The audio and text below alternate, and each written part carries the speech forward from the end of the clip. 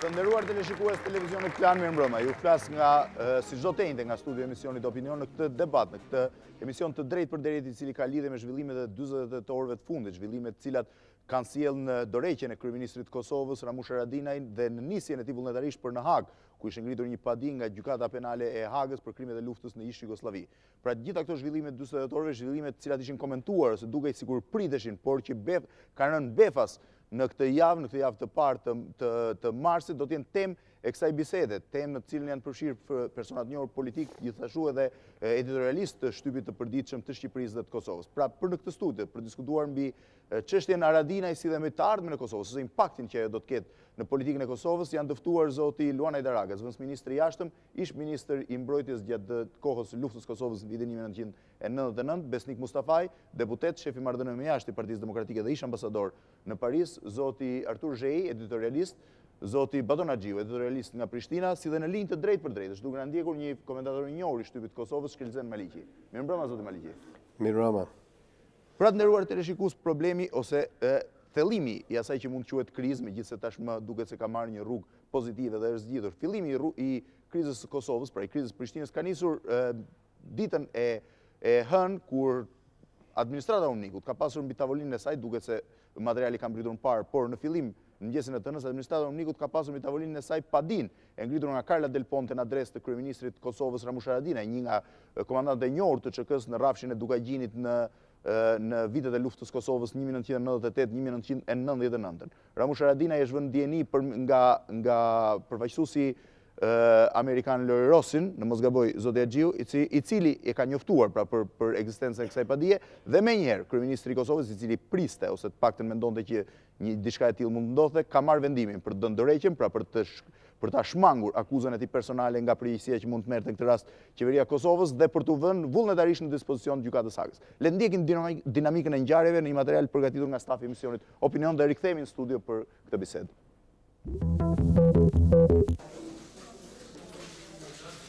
Kryeministri i Kosovës Ramush Haradinaj ka dhënë dorëheqjen pasi u dorëzua zyrtarisht aktpadia e ngritur ndaj tij nga gjykata ndërkombëtare e krimeve të luftës në Hagë. Detajet e aktakuzës nuk janë bërë ende publike. Një gjë e tillë besohet se do të ndodhë në ditët në vazhdim me fillimin e procedurave. Megjithatë është i njohur fakti se gjykata prej disa kohësh e ka hetuar atë lidhur me rolin e luajtur gjatë luftës së Kosovës në vitet 98-99. Fjalët se Haradinaj do të akuzohen nga kryeprokuroria Karla Del Ponte kanë qarkulluar që përpara se ai të bëhej kryeministër në muajin dhjetor, duke nxitur frikën e një përshkallëzimi të ri të dhunës nëse paqëruesët e NATO-s do të detyroheshin të arrestonin. Rezultati i kësaj aktakuze sot kam dhënë dorëheqje pa revokueshme nga posti i kryeministrit, ndërsa unë udhtoj nesër për në Hagë. Po marr pak pushim e vazhdo rrugën për me ndërtu shtetin dhe pavarësinë e Kosovës. Po ashtu ju them se i kam shprehë falënderimin tim zotit Petersen për punën e mirë që e ka bërë në Kosovë dhe që po vazhdon me bë dhe kam pas po ashtu një takim dhe një falënderim për generalin Iv der kam e bë për punën që po e bën. Unë nuk mendoj se është një kthim prapa kjo në Kosovë, është një ndërhyrje, është një pazar politik për këtë, po ne politikën e kemi për vend me bo shtetin, jam i bindur që s'ka kush që e ndalë rrugën drejt pavarësisë. Një ditë pasi u dorëzua zyrtarisht aktpadia e ngritur kundër tij, Ramush Haradinaj është nisur drejt Hagës ku do të përballet me akuzat për krime lufte. Akuzat ndaj ish-kryeministrit lidhen me rolin e tij në konfliktin e armatosur të viteve 1998-1999 në Kosovë, por detajet e aktpadisë nuk janë bërë publike. Ish-kreu rajonal i UÇK-s këmbgul në pafajësinë e tij. Të gjitha veprimet e mia në luftë kanë qenë në pajtim me moralin e saj, me rregullat ndërkombëtare dhe me kodin e burrërisë. Kam punuar gjatë gjithë kohës për ndërtimin e një shoqërie demokratike dhe të denjë për të qenë pjesë e botës së përparuar. Kjo në vetvete do të thotë edhe bashkëpunim me drejtësinë ndërkombëtare sado e padrejtë të jetë në këtë moment. Ndjehemi fyer me këtë proces, ndjej se po më largojnë nga puna në kohën kur isha duke dhënë maksimumin për vendin tim, por më duhet ta planoj për hir të vendit dhe për hir të të gjithëve ne, ka deklaruar Haradinaj, duke shtuar se do të mbrohet në Hagë. Disa qindra studentë të Universitetit të Prishtinës kanë marshuar në mënyrë të qetë dhe paqësore në qendër të kryeqytetit duke shprehur kështu pakënaqësinë e tyre lidhur me ngritjen e akt akuzës kundër ish-Kryeministrit Ramush Haradinaj. Ata kanë thënë se do të vazhdojnë me protesta të qeta për t'i treguar botës se në Kosovë respektohet rendi dhe ligji. Një protestë paqësore është zhvilluar dhe në Deçan, vendlindja e Haradinajt ku kanë marrë pjesë rreth 1000 vet. Gjendja në Kosovë pas ngritjes së akt padisë është e qetë, megjithatë, nëpër qytetet kryesore të saj vihet redukshëm një prani e shtuar e forcave paqëruetëse të KFOR-it. Haradinaj ka udhëtuar drejt Hagës me bashkëshorten e tij me një avion të ofruar nga Kombet e Bashkuara. Disa qindra përkrahas kishin dalë në aeroportin e Prishtinës Llatin për ta përcjellë. Ish-Kryeministri i Kosovës Ramush Haradinaj do të dalë në gjyq brenda disa ditësh ku do t'i kërkohet deklarimi kundrejt akuzave në akt padinë e tij, që pritet të bëhet publike së shpejti. Haradinaj mbërriti një ditë më parë në Hagë dhe së bashku me të akuzuarin tjetër, kushëri i tij, Lahi Ibrahimaj, janë shoqëruar nga një eskort policie për në njësinë e paraburgimit të gjykatës ndërkombëtare për krimet e luftës në ish-Jugosllavi. Në orët e vëna të mbrëmjes në Hagë ka mbërritur edhe akuzuari i tretë, Idris Balaj.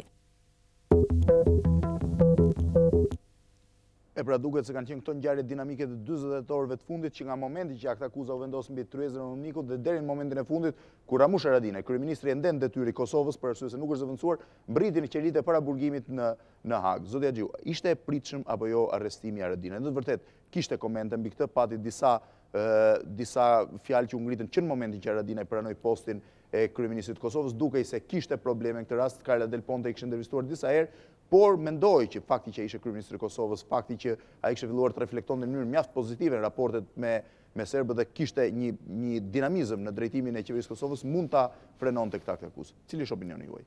Po opinioni im është se në dikun ka tetori kemi pas një ballavaçim me hetuesit e Hagës në Prishtinë, ku drejt për drejt është ballavaçuar me pjesën e akuzës dhe me pyetjet nga hetuesit e Hagës, të cilat reflektuan edhe shpalljen e mundshme të akt akuzës kundër zotit Haradinaj. Që nga ajo kohë, domethënë ka pas shumë komente dhe debate rreth asaj se a do të hapet procedura apo realisht do të ndërtohet akt akuza kundër zotit Haradinaj.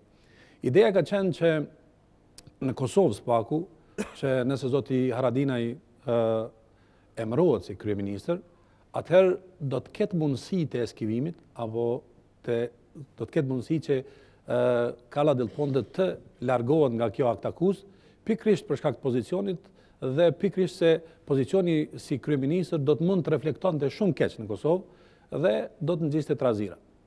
Realisht komenti i cili është i afërt me këtë punë tregon se Ramush Haradinaj, ish-kryeministri i Kosovës, nga një peshk i vogël, nga një lider i një partie politike, u shndrua në një peshk të madh, domethënë në një kryeministër, i cili në një farë mënyre e bëri atë ekuivalencën e burgosjeve të vitit fundit, domethënë u rrit në një lider politik të madh dhe në një farë mënyre s'po them që është ekuivalencë politike regionale, por në një farë mënyre Haga e kishte shenjesë apo target që pikërisht zoti Haradinaj këtë tjetë ai i cili do të gjendet në Scheveningen apo në Hagë.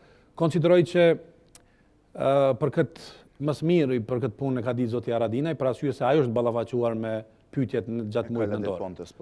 Karla Del Ponte dhe hetuesit e Hagës, po konsiderojmë se në Kosovë zëshëm është folë se një akt padi ekziston dhe hetuesit në Kosovë, domethënë ndërkombëtar, kanë punuar në rastin e zotit Haradinaj dhe dy të akuzuarve tjerë, apo me shkurt thënë në rastin e zonës së Dugaxhinit. Zoti Zheji, ai jeni dhe ju të njëjtë mendim me zotin Haxhiu që pritej që ky arrestim dhe aq më tepër u amplifikua ose u shpejtua dhe për faktin që Haradinaj u shndrua nga i lideri një partie politike në kryeministri i Kosovës, pra një rang që mund të konkuronte rangjet shumë të larta të përfaqësuesve serb. Nuk kuptova mirë arsyetimin e zotit Haxhiu përsa i përket pritshmërinë apo jo pritshmërinë e arrestimit apo të dorëzimit në Hagë, do të akuzës shumë të rëndë që bëhet zoti Haradinaj në postën e kryeministrit. Unë mendoj që Haga në këtë rast ka la del ponte dhe gjithë institucioni i gjykatës ndërkombëtare, i cili është një institucion i ri, pavarësisht, domethënë dhe kemi një gjykat ad hoc për krimet në ish-Jugosllavi dhe në Ruanda Burundi, bile është në një format është konstituar si gjykat. Dhe normalisht me që mbas arrestimit dhe dorëzimit dhe gjykimit të bujshëm të Miloševićit, të kriminalëve të luftës real, ndjesia ndaj një opinioni publik i cili kërkon me çdo kusht dy palë në gjykim. Për arsye sepse lufta ka gjithmonë dy palë. Këtu, për mendimin tim, jemi në një pëllëmb larg politikës, pra një tendencë për të krijuar një ekuilibër artificial, pra një president si Miloševići në Hagë, një kryeministër si Haradinaj në Hagë.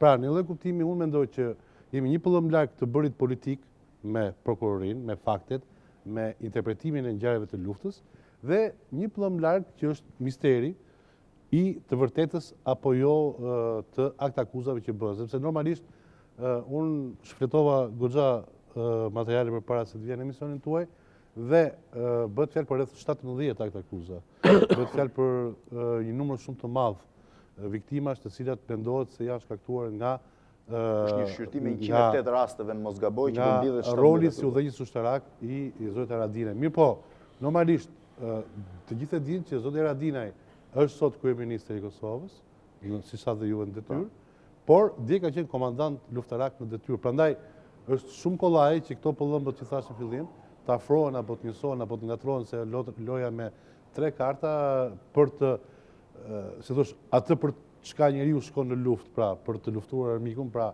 për të azgjesuar armikun, ta interpretosh si element apo si provë të fajësisë krimit kundër njerëzimit. Unë mendoj që koha është e pamjaftueshme dhe elementet janë pamjaftueshëm për dhënë një gjykim definitiv. Mendoj që është një goditje dhe do të jetë një, si thuash, një gradë apo një, si thuash, një medalion më shumë në karrierën e zonjës Kala del Ponte, fakti që mbërriti të sugjestionojë në thojse përpara opinionit të vet edhe botëror publik, një kryeministër të japi dorëheqjen dhe në mënyrë shumë fisnike të dorëzohet vetë në Hagë pa të besoj tek Haga. Është rasti i parë mos gaboj që kryeministri në detyrë niset për në Hagë. Në të gjitha rastet e tjera kanë qenë unë nuk e di se ç'do të bëj Del Ponte, nuk e di se do të bëj opinioni publik ndërkombëtar për Mladić dhe të tjerë. Jo, pavarësisht, po këtu tani është bërë një lloj, do të thënë këtu kemi një lloj mungese balance të jashtëzakonshme, e cila anon pozitivisht nga ana e Kosovës. Kjo duhet të thënë po.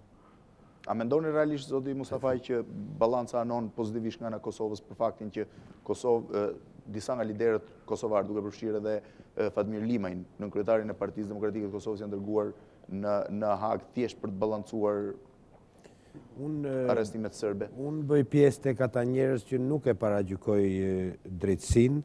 Unë nuk dua të hyj tek aktakuzat konkrete, qoftë për Limajin apo deri tek i fundit që ka shku tani. Për mua balanca realisht anon, kandari realisht anon nga ana e Kosovës për 2 arsye shumë themelore. E para për arsyen pse u bë lufta në Kosovë, do të thotë rezultati është në favor të Kosovës, dhe e dyta, sjellja e politikanëve apo ish-ushtarakëve të Kosovës. Për te faktit se kanë qenë amator në luftë, shumica e tyre nuk kanë formim ushtarak, nuk vinë nga ushtri të rregullta, nuk kanë një karrierë të ndërtuar ushtarake, megjithatë sjellja e tyre pas luftës në raport me ligjin universal, ligjin planetar edhe me ligjin njerëzor është shumë dinjitoze. Nuk ka asnjë ambiguitet në këtë pikë, ndërkohë që ushtarak të tjerë ballkanik që kërkohen me drejt apo pa drejt, nuk po hyte kjo nga gjykata e Hagës, fshihen maleve, merren në mbrojtje nga shtetet tjera e tjera. Ratko Mladić dhe Radovan Karadžić Këto njerëz shkojnë dinjitoz, shkojnë ballë lart, sepse unë mendoj se në ndërgjegjen e tyre këta ndjehen të qetë dhe kjo është një arsye shumë e rëndësishme për të gjykuar, dhe e dyta, ashtu siç e tha vetë zoti Haradinaj në aktin, në deklarimin e aktit dorëheqjes, ata janë të bindur se me këtë gjë i shtojnë imazhit Kosovës, imazhit të shqiptarit shumë përpara opinionit publik botror. Nuk ka ndodhur ndonjëherë që nga Kofi Annan, sekretari i përgjithshëm i Kombeve të Bashkuara, deri te sekretari i përgjithshëm i NATO-s, pra gjithë spektri politiko-diplomatik planetar ta përshëndes një akt si ky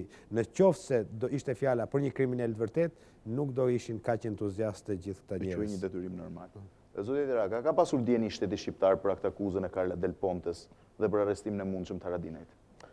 Në qoftë se do të kthehemi pak në retrospektiv në kohë, do shikojmë që kjo akt padiu përfol disa muaj përpara dhe sigurisht që kishte filluar një procedurë nga ana e gjykatës së krimeve në Hagë në adresë të zotit Haradinaj dhe disa ish komandantëve të tjerë të ushtrisë shqiptare të Kosovës.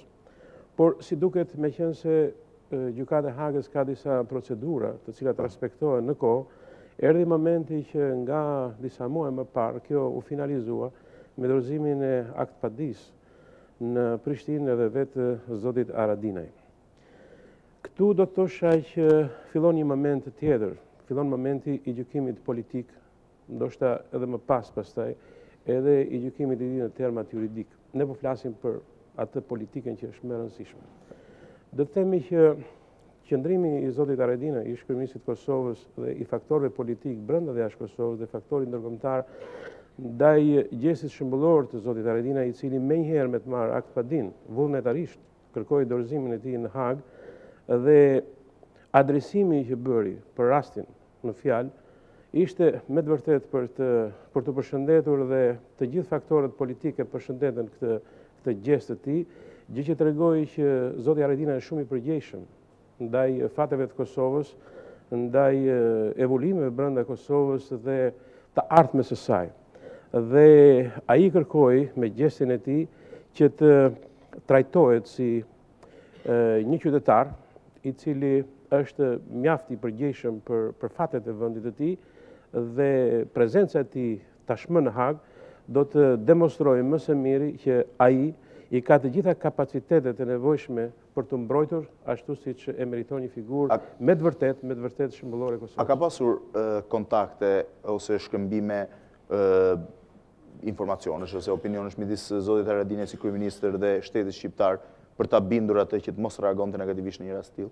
Gjatë gjithë kohës që zoti Haradinaj ka ushtruar funksionet e tij si kryeminist e Kosovës, do të them që ka qenë një periudhë mjaft e suksesshme, bashkëpunimi e qeverisë Kosovës me faktorin e unmikut, me zotin Petersen, si Kundër edhe me qeveritë e vendeve të ndryshme dhe me qeverinë shqiptare. Jo, flas konkretisht për këtë çështje. A ka pasur sugjerime nga palë shqiptare që Haradinaj mos reagonte negativisht ndaj një kërkese të mundshme? Së pari njerë, ajo është përgjegjësia e vetë ish kryeministrit edhe e zotit Haradinaj. Sigurisht që në kanale diplomatike është komunikuar dhe me faktorin politik kosovar dhe me atë ndërkombëtar dhe sigurisht pastaj ishte në dorë të zotit Haradinaj për të mbajtur atë qendrim që mbajti dhe me sa duket zgjedhja që ai bëri ishte zgjedhja më e drejtë për momentin dhe që me të vërtet u përshëndet nga të gjithë. A ju ka kërkuar Karla Del Ponte që të ndikoni ose të ushtroni presionin tuaj të mundshëm gjithmonë për të pasur një... Jo. Deri tani nuk ka në informim zyrtar për në ndërhyrje të mundshme të gjykatës Hagës në autoritetet shqiptare për rastin e zotit Haradinaj. Zoti Maliqi? Përgjigjet në lidhje me zotin Maliqi. Zoti Maliqi, si ka qenë pritja në Kosovë, ose cili ka qenë perceptimi në Kosovë ndaj vendimit më të fundit Karla Del Pontes dhe reagimit Haradinajt? A ishte i pritshëm, apo kishte ekzistonte të paktën në rrethet e komentatorëve dhe atyre që merren me politikë frika që zoti Haradinaj mund të mos ta pranonte kërkesën e Karla Del Pontes për të përgjigjur në Hagë? Domethënë, tash 5 muaj intensivisht është gati për çdo ditë ka pasur informata ose kërkesa që Haradinaj të dërgohet në Hagë. Domethënë, opinioni ka qenë një informum, sidomos mbas biseda informative që ka pas me përfaqësuesit e tribunalit. Ky opcion është pranuar si i tillë, si i mundshëm. Megjithatë, besoj se nga shumica e popullsisë, ai nuk do të merret për Hagë, për arsye se jo vetëm se ishte kryeministër, po sepse edhe më herët Karla da Ponta disa herë ka deklaruar se nuk ka dëshmi të mjaftueshme për këto. Pra ju mendoni që ishte e papritur për opinionin publik në Kosovë? Jo krejt e papritur, po domethënë me ata me keqardhje domethënë e kanë prit këtë marrjen e tij, por vetë Haradinaj disa herë është deklaruar se do të dorëzohet vullnetarisht dhe regjia ta ka qenë arsye pse në vërtetë nuk ka pas reagime të mëdha, ndërkaq që në këtë periudhën prej se është zgjedhur kryeministër, një pjesë e opinionit kosovar, ai që ka qenë më i zëshëm në reagimet, ka pas rezerva në vetë faktin se ai është bërë kryeministër dhe ka hyrë në koalicion me LDK-n dhe Rugovën. Dhe kjo është edhe një arsye tjetër pse kur është burgosur Limaj, kjo është edhe një rast tjetër, domethënë i ngjashëm, Kosova ka reagu, kosovarët kanë reagu ma pak, ose nuk kanë qenë aq të zëshëm, edhe pse mendoj se bindja e shumicës se kosovarëve është se ky është një diçka e pa drejt. Regjia ka një problem me zërin në studio, nuk dëgjohet mirë. Të reagoj. Gjithsesi do lidhemi prap zoti Maliqi. Zoti Haxhiu beson që siç thotë zoti Maliqi që e papritur për opinionin kosovar dhe për arsyen se mendoni që kjo aktakuzë nuk mund të formulojë dhe për faktin se nuk kishte dëshmitar të mjaftueshëm. Këto janë dy probleme të cilat duhet të sqaruar. Çka është emocioni ndaj kryeministrit, edhe papritshmëria, domethënë a kemi qenë në dieni.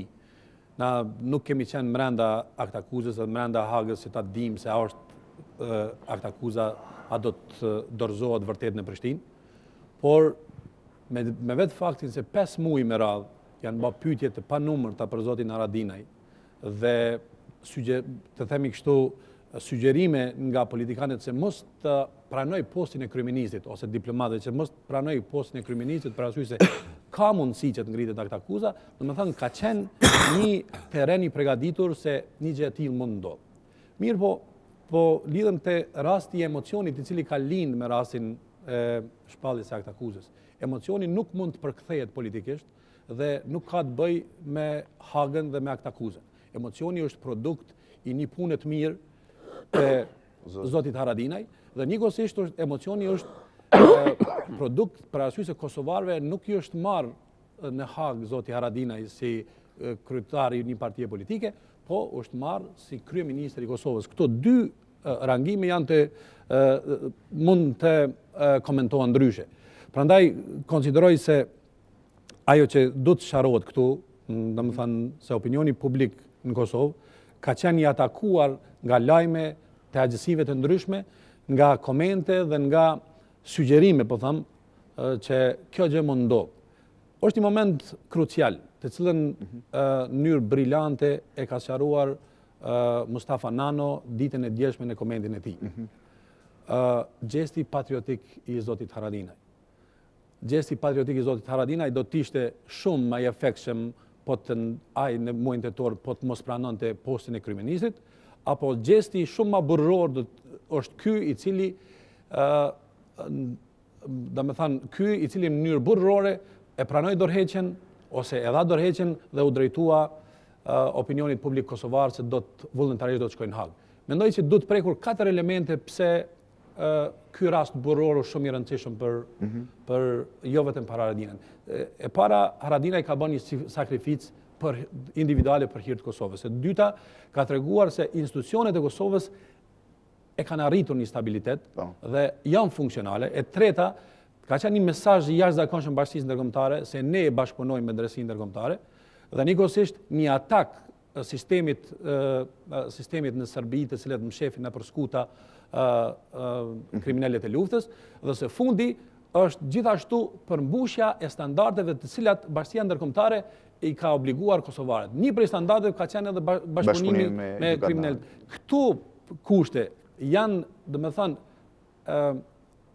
po them kështu në një gjuhë pak më të lirë, fascinante për situatën e tanishme në Kosovë, me gjithë, po them, sakrificën të cilën individualet që ka bë Zoti Haradinaj për Kosovë. Absolutisht. Aq më tepër një nga familjet më të prekura në Kosovë, nga vitet e fundit, 2 vëllezër të tij të vrarë gjatë luftës së Kosovës, një vëllai i tretë që gjendet ende në burg, i akuzuar për të njëjtat, po nga Zoti Fevziu, nga Haga ky element nuk shihet, domethënë këto elementet të cilat janë familjare për neve, edhe emocionale, por desha të them që për secilin kosovar, emocioni i ngritur, i cili thash nuk mund të përkthehet politikisht,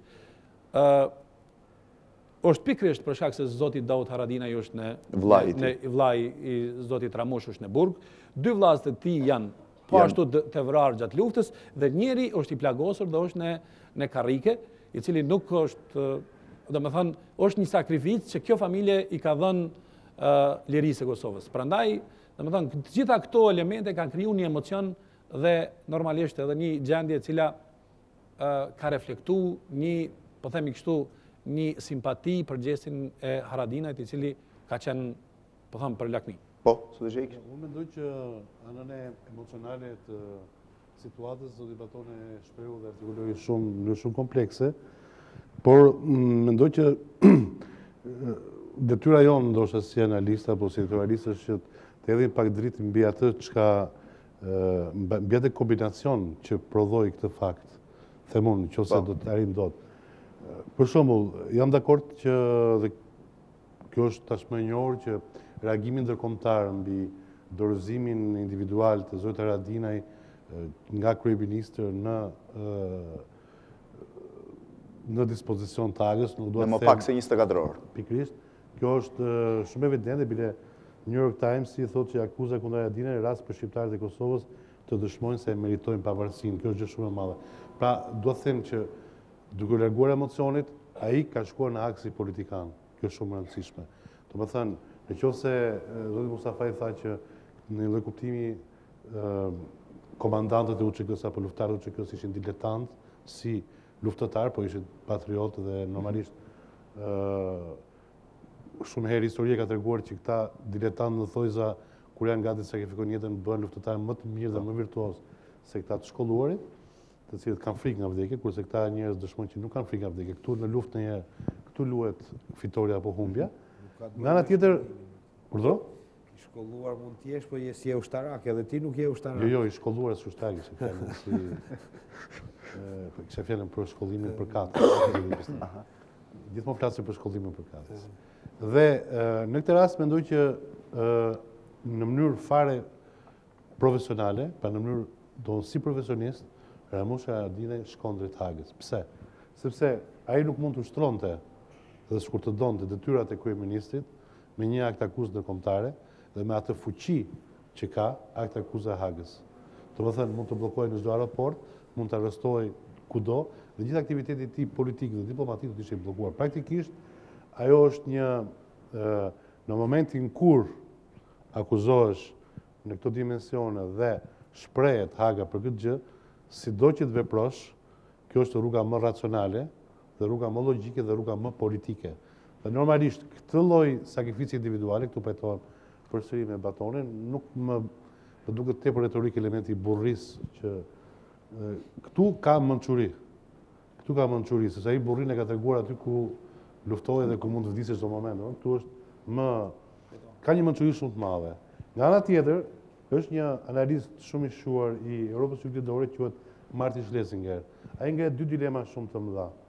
Ai thotë që është një gjë e mirë, një gjë pozitive, kjo akti i Haradinaj, përshëndet edhe ai, por thotë hedh hijen e dyshimit se pse kjo koincidencë pikërisht në këtë vit, kur pritet që këtë vit të fillojnë negociatat për pavarësinë për statusin final të Kosovës. Për statusin final të Kosovës. Pra, domethënë, shef një ndërvarësi politike. Prandaj atë parashtim që bëra që në fillim për një pëllëmb politik larg si veprim dhe një pëllëm mister nga ana Si tjetër. një veprim jo kaq juridik se sa edhe politik. Pikërisht, tonë që ka një element diku i cili është i kopsitur nga ana e letrave dhe gjithë formalitetet përkatëse, nuk e kam original, por ishte një reflektim ndaj një specialist amerikan si Martin Schlesinger.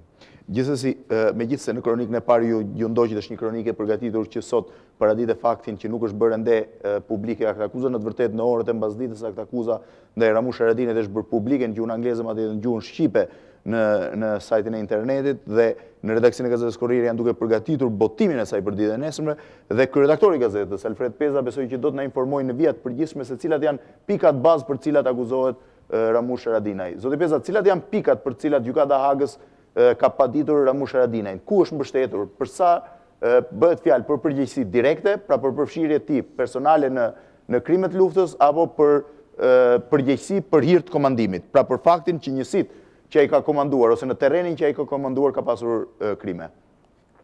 Aktakuza përbëhet për 23 faqesh. Është një aktakuzë të cilën gazeta Korriere do ta botojë nesër të plot në faqet e saj. Bëhet fjalë për vrimtarinë e zotit Haradinaj si komandant i trupave të UÇK-s në zonën operative të Dugagjinit për një periudhë 7 mujore nga 1 marsi deri në 30 shtator të vitit 1998 dhe aktakuza nuk është vetëm për zotin Haradinaj, por është së bashku me Lahi Ibrahimajn dhe Idris Balajn, të cilët u dorëzuan të tre në gjykatën e Hagës. Edhe Idris Balaj u dorëzua dje në mbrëmje vonë, mos gaboj, në burgun e Hagës, po? Idris Balaj, nëse ka nevojë për një sqarim shumë vogël, në atë kohë ka qenë komandanti i shqiponjave të Zeza, që kanë qenë forca speciale të UÇK-s në zonën e Dugagjinit, ndërsa Lahi Ibrahimaj ka qenë zëvendës shefi i shtabit të përgjithshëm të zonës operative të Dugagjinit dhe ka qenë personi ndërlidhës mes Ramush Haradinajt dhe shtabit të përgjithshëm të UÇK-s në atë periudhë. Në aktakuzën ka qenë momenti kur Sulejman Selimi ka qenë shefi i shtabit të përgjithshëm, mos gaboj? Ajo ka ndodhur më vonë. Ka ndodhur. Po. Realisht atëherë ka qenë dikush tjetër. Po. Zoti Peza? Po, nga aktakuza që kemi në dorë, është interesante të theksohet se Carla Del Ponte, prokurore e gjykatës së Hagës, e ka firmosur me datën 4 mars. Pra, zoti Haradinaj është njoftuar 4 ditë më vonë për firmosjen e akpadis dhe akuzat, bëhet fjalë për 108 krime, të cilat janë grupuar në 37 akuza. 108 krime në 37 akuza, për 7 muaj. Po, në 7 muaj. Të 37 akuza janë ndarë në 2 grupe, 17 për cilëve janë për krimet kundër njerëzimit, që kanë të bëjnë me përndjekje, deportime, burgime, vrasje dhe përdhunime, dhe 20 akuzat të tjera bëjnë fjalë për shkelje të ligjeve dhe zakoneve të luftës, siç është formuluar zyrtarisht në aktakuzë, dhe bëhet fjalë për trajtime mizore, vrasje dhe përdhunime.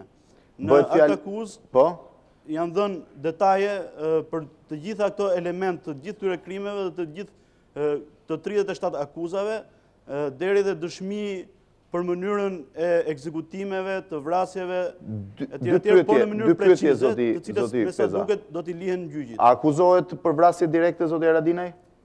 Zoti Haradinaj akuzohet për vrasje direkte dhe për vrasje indirekte.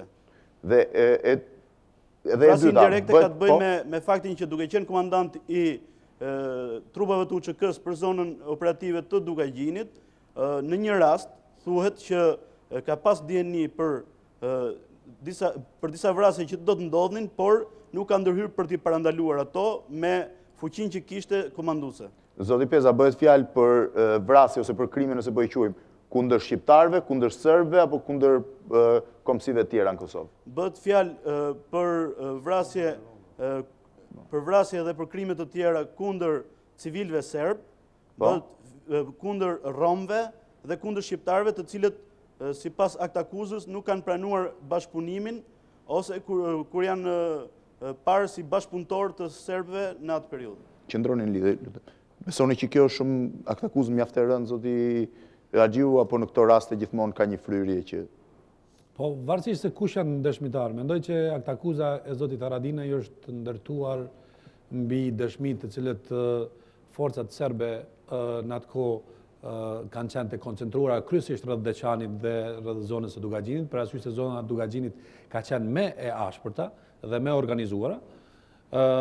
Kryesisht këtu funksionale kanë qenë vijat Gjakov, Deçan Pejt, të cilat kanë qenë kryesisht asfalti ose autostrada ka qenë e kontrolluar nga forcat policore dhe mundësia e hyrjes në këtë zonë ka qenë kogja e shprehur. Domethënë konsideroj që nëse kanë ndodhur gjëra të tilla, atëherë mund ndodhë që në veprim kanë qenë edhe forcat serbe, po për këtë unë e kam një sentencë e cila është komandanti Dugaxhinit do ta thot fjalën e tij, kurse drejtësia do ta ndëgjoj dhe të veproj sipas fakteve. Ju keni qenë drejtues një gazete të përditshme në atë kohë. Keni pas informacione për gjërat e ngjashme?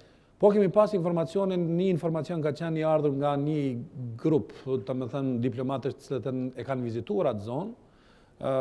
Grupi në të vërtet ka supozuar se mund të ketë diçka të tillë. Grupi ka qenë i përbërë nga zoti Pedi Ashdown, David Slin dhe John Crossland, të cilët kanë ardhur në Prishtinë mbas vizitës që i kanë bërë Dugaxhinit. Konsideroj që këtë e kam kuptuar më vonë, sidomos për dëshminë e zotit Limaj, ku John Crossland si atashe ushtarak në ambasadën britaneze ka dëshmuar kundër zotit Limaj dhe kryesisht në një pjesë të dëshmisë së tij ka përmend rastin e Dugaxhinit. Dhe kjo tash mbasi u shpall kjo aktakuzë, më kujtohet detale nga ajo dëshmi e tij. Zoti Mustafaj, mendoni që aktakuza është mjaft pompoze në pamje të parë?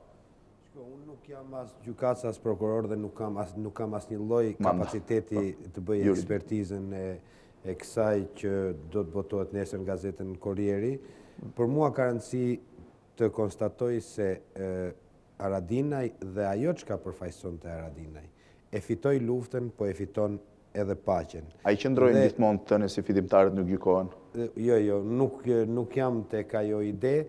Tani nëse hym në detajet, dihet që paktën gjatë shekullit 20 luftrat janë bërë në pamundësi për t'i ndaluar, janë bërë mbi disa rregulla, në mënyrë që të shmangen, të minimizohen sa më shumë dëmet mbi civilt dhe mbi materialet, dhe respektimi i këtyre rregulla është i detyrueshëm për dyja palët që janë në luftë.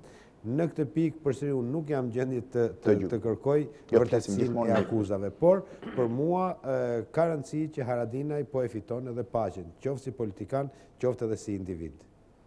A keni diçka për shtuar zoti Hajdaraga në këtë drejtim? Do të thosha që gjykata e Hagës është gjykatë ndërkombëtare e njohur dhe sigurisht të gjitha vendet që bashkëpunojnë me gjykatën e Hagës, inklusiv Shqipëria, Kosova edhe vendet e tjera, janë do thosha të detyruara të njohin autoritetin dhe të respektojnë legitimitetin e saj. Por akuza që është ngritur është akuzë dhe ajo duhet provuar. Dhe në këtë rast do thosha që këto nuk janë faje. Pra nuk është parashikuar faj, është parashikuar vetëm akuza. Dhe unë jam i bindur që zoti Haradinaj do të shfrytëzojë të gjitha mjetet ligjore, mundësitë që ofron një gjykatë e tillë dhe respektuar, që ai të mbrohet dhe e vërteta sigurisht do dalë në gjykim, edhe gjykata në fund pastaj do japi verdiktin e saj për fajësinë ose pa fajësinë. Pra të mos nisemi që u bë një akt padi, një akuzë nga zoti Haradinaj dhe me këtë provohet gjithçka. Zoti Haradinaj ka të gjitha kapacitetet e nevojshme, ai dhe ka premtuar që do ta hedhë poshtë. Absolutisht, po. Dhe është një instrument, është një instrument i lishëm medicinin çdo kush duhet të ballafaqohet në respekt të ligjit, sepse përpara ligjit të gjithë janë të barabartë detyruar ta respektojnë atë. Dhe unë kam bindjen e plotë që në respektim të procedurave të drejta ligjore që gjykata me siguri do t'i aplikoj, zoti Haradinaj do dalë dhe i pafajshëm. Zoti Peza, dhe një pyetje kisha për ju, që do të pyetja e fundit, bëhet fjalë në atë aktakuzë, citohet të ketë dëshmitar shqiptar në disfavor, pra kundër zotit Haradinaj? Ka një problem, Blendi, se dëshmitarët këtu janë dhënë të shifruar, dhe nuk janë dhënë me emra. Për të mbrojtur identitetin e tyre, normal. Kanë kodet e tyre, dhe thuhet për shembull në një moment për një krim të supozuar që është këtu, për shembull thuhet dëshmitari SST7 fraksion 01, më kupton? Kështu që kjo ka të bëjë si duket me ruajtjen e dëshmitarëve dhe nuk dhe akta akuza nuk i ka zbuluar dëshmitarat akoma. Falemderit.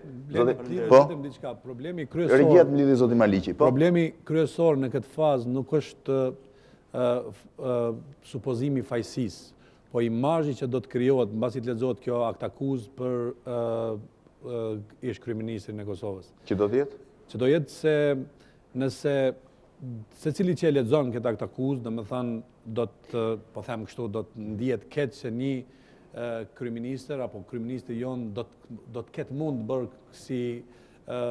kësi krimi, po konsideroj që sa më shpejt që hapet gjykimi ose seanca gjyqësore, aq më mirë do të ishte për ne si Kosovë dhe për ne si qytetarë të Kosovës që të dimë për të vërtetën e kryeministrit tonë. Mendoj që ky imazh që do të krijohet pas leximit të kësaj do të na bëjë të heshtur për disa momente, për arsye se akuza në dosjen për 23 faqe ishte aq e rëndë saqë duket e pabesueshme. Unë mendoj që gjërat e brenda në akt akuzë janë të fryera, për arsye se nuk mund të kenë ndodhur në atë masë të cilat janë prezantuar. Kështu spaku nga terreni që unë e njoh, nga terreni që ju njihni më mirë se sa nuk supozoj që nuk ka shumica gjërave janë të fryera dhe të pavarteta dhe besoj që janë në një kuzhinë e cila është krijuar nga dëshmitarët në Beograd, për arsye se ka referenca të cilat nuk takojnë me zonën e Dugaxhinit. Për shembull, shkruan të përvrasjen në një fshat të Suarekës, e cila është larg zonës e Dugaxhinit dhe zoti Haradinaj nuk ka pas qasje fare aty. Prandaj dyshoj se gjërat janë krejt sakta në akt akuzë. Zoti Maliqi, nga perceptimi që ju keni, mbasi keni hedhur një sy të përgjithshëm mbi akt akuzë, na mendoni që ka një egzagerim këtë drejtim? Nuk e di, domethënë për këtë momentin nuk e di, po e di se gjatë luftës ka pas viktima civile dhe mund të jetë edhe numri kaq si thuhet atje rreth 100, por sqarimi i tyre nuk di a vërteton akuzën, nuk di a do të ketë edhe dëshmi të plota për secilin rast. Mendoj se lufta ka qenë specifike shumë e fëlliq, të them ashtu, dhe këtë dimension, domethënë, të një lufte pa kurfar rregullash e ka imponu vetë regjimi serb në atë kohë, dhe numri i kryeministëve që në fillim të luftës ka qenë shumë i vogël, ose në atë periudhë, domethënë, ky nuk ka qenë konflikti i dy ushtrive me të gjitha rregullat si zhvillohet lufta, po kemi pas me njësitë guerrile që për një periudhë kanë provuar që të krijojnë, domethënë, zonat e lira, territoret e lira, dhe një pjesë, për shembull, serbe në ato zona që kanë mbetur rastësisht ose pleqt ose kështu, janë zhdukur dhe për fatin e tyre edhe gjatë luftës nuk është ditë çka ka ndodhur me ta. Nëse tash paraqiten dëshmi serioze, kjo mund të jetë ngarkuese për të akuzuarit, por mendoj se ka pas manipulime, ndërkaq nga ana tjetër ajo që randon jo vetëm në këtë rast, po edhe për shembull grupin Limaj, është se në vitin 1998 ka pas një survejim të pjesërisëm të operacioneve të luftës të viktimave, dhe një pjesë e evidencave ekziston prej kohësh si supozime. Domethënë, mund të delë se pjesërisht, domethënë, ose disa prej luftetarëve, disa prej pjesëtarëve të UÇK-s edhe kanë bërë krime, mirë po edhe Fatmir Limaj, edhe Ramush Haradinaj ngarkohen për përgjegjësi komanduese, dhe kjo ndoshta nuk di a ka në gjyqësi, në gjyqjet e deri tashme e ndërkombëtare, a është akuzuar ndonjëherë, domethënë akuzuar komandantët e njësive guerile për këtë lloj përgjegjësie komanduese, ku ata vërtet kanë qenë komandantët e një zone, por vetë lufta ka qenë tepër dispersive dhe jo me të gjitha vijat të komandimit të kontrollit të plot të teritorit ku mund të jetë që shumica e këtyre vrasjeve ndoshta kanë qenë edhe hakmarrje lokale, jo të bëra nga vetë ushtarët e UÇK-s ose ata që i ka pasur në komand Haradinaj ose Limaj, por në rrethanat pasqaruara tash i atribuohen si këtyre komandantëve. Në këtë aspekt mendoj se Tribunali i Hagës edhe në rastin Limaj edhe Haradinaj do të ketë vështirësi të dëshmojnë në plotni përgjegjësinë komanduese ose është e tipit tjetër. Domethënë nuk është e tipit të forcave të organizuara çfarë kanë qenë ato serbe, ku pas tyre ka ekzistuar një shtet, ideologji edhe ushtria në vërtet profesionale i cila atër duhet të përgjigjet të gjitha detyrimeve të një ushtrie edhe të respektoj ligjet e luftës. Faleminderit zoti Maliqi. Zoti Zheji, a mendoni që Haradinaj ashtu sikur ka kërkuar edhe qeveria e Kosovës në një mbledhje saj urgjente në mungesë të kryeministrit mund gjykohet i lirë?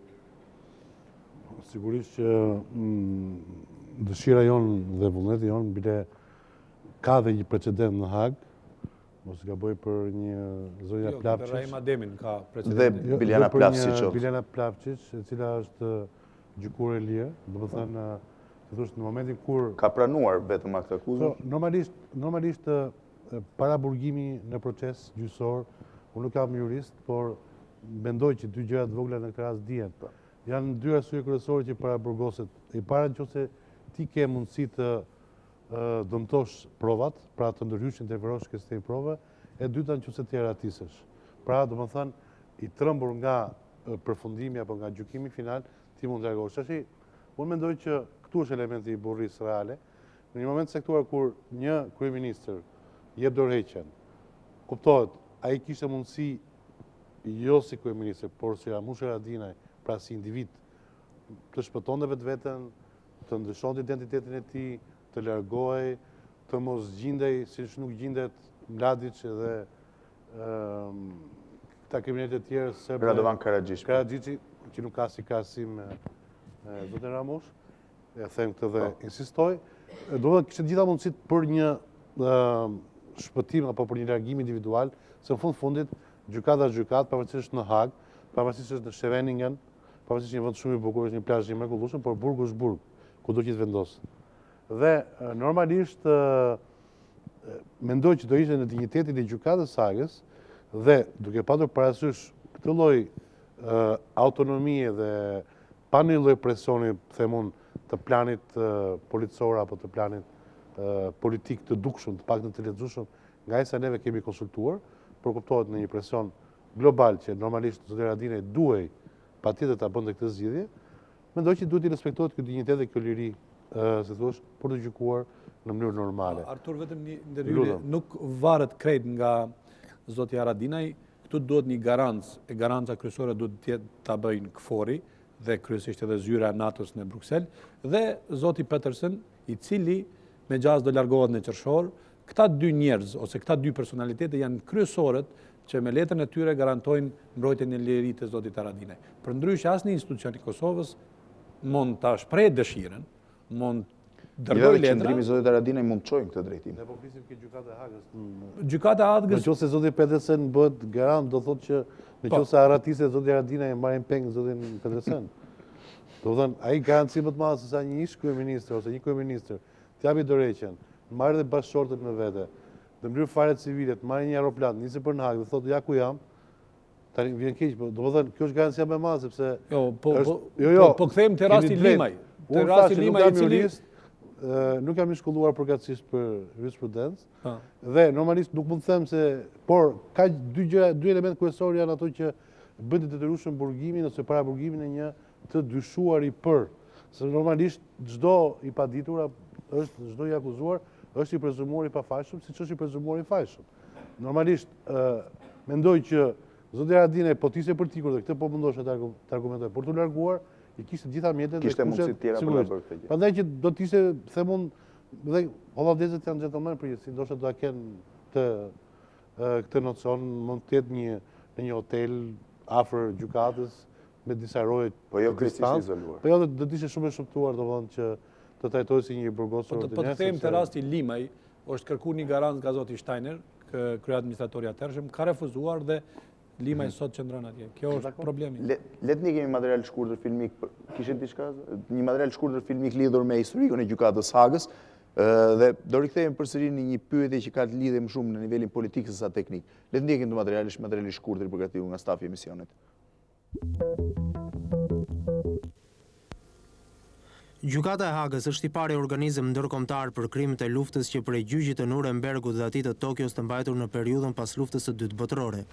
Kjo gjykatë u krijua në bazë të rezolutës 827 të Këshillit të Sigurimit të Kombeve të Bashkuara, majin e vitit 1993, dhe të gjithë vendet anëtare të OKB-s janë të detyruara të bashkëpunojnë plotësisht me të.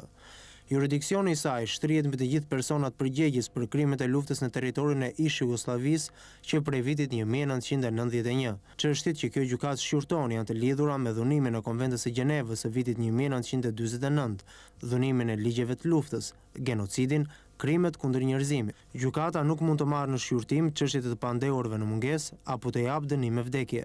Dënimi më i madh që ajo mund të japë është ai me burgim të përjetshëm. Kryeprokuroria Carla Del Ponte dhe ekipi i saj kanë përgjegjësinë e mbledhjes së provave dhe ngritjes së akt padive kundrejt personave të dyshuar. Pra ishte ky material filmik i cili përmbledhte në mënyrë një lloj sinteze të drejtat e gjykatës Hagës, krijimin e saj dhe vendimet që ajo mund marrë. Rikthehemi përsëri në një pyetje për zotin Mustafaj. Zoti Mustafaj, si e konsideroni, si e gjykoni ju reagimin e kosovarëve, pra të popullit Kosovës mbas arrestimit të Haradinajit, da mendoni që mund të ketë shkallëzime? Ose nëse shkojmë tutje, si ju ose cili do ishte vështrimi ju, si duhet të reagojnë kosovarët në këtë rast? Shiko, mua më duket se shoqëria kosovare në të gjithë segmentet e veta reagoi me pjekuri sepse ndoqi thirrjen që i bëri vetë zoti Haradinaj. Domethënë, gjakftotësi. Ndërkohë që ka pasur reagime të dhunshme në momentin e arrestimit 4 komandantëve të parë të ÇK-s përfshi dhe komandant Remin. Po gjakftotësi gjithë shoqëria kosovare, rinia dolin rrugë me heshtje dhe dinjitet për të shpreh solidaritet.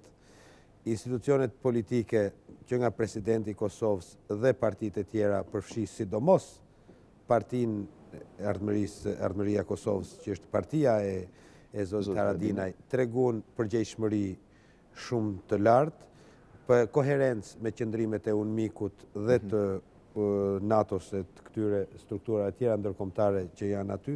Pra në këtë kuptim mendoj se qoftë nga pikpamja njerëzore, qoftë nga pikpamja, po të themi, politike, sepse është një moment ku kërkohej do e mos edhe nga individi më i papërfillshëm i Kosovës, kërkohej një minimum gjykimi politik nga të gjithë këto segmentet të shoqërisë Kosovës, është treguar një pjekuri e madhe dhe çka tregon se në një mënyrë a në një tjetër, zoti Haradinaj ishte bërë tashmë një shef i rëndësishëm në Kosovë, përderisa ai ishte në gjendje të ndikonte mbi segment të ndryshëm të cilët mund të ishin ose jo fansat të tij ose ndjekës të tij ose simpatizant të tij. Zoti Hajdaraga, mendoni që nivelet e ndryshme të shoqërisë kosovare, por edhe strukturat e saj administrative dhe politike do mund të reflektojnë të njëjtën maturi, apo mendoni që situata mund të shkallëzohet? Sepse kemi përpara leximin e akt akuzës, nuk flasim vetëm për momentin e parë, kemi leximin e akt akuzës, kemi një seri procesesh që natyrisht do të ndiqen në mënyrë drejt për drejt në televizion, kemi elementet emocionale, si e gjykoni këtë rast?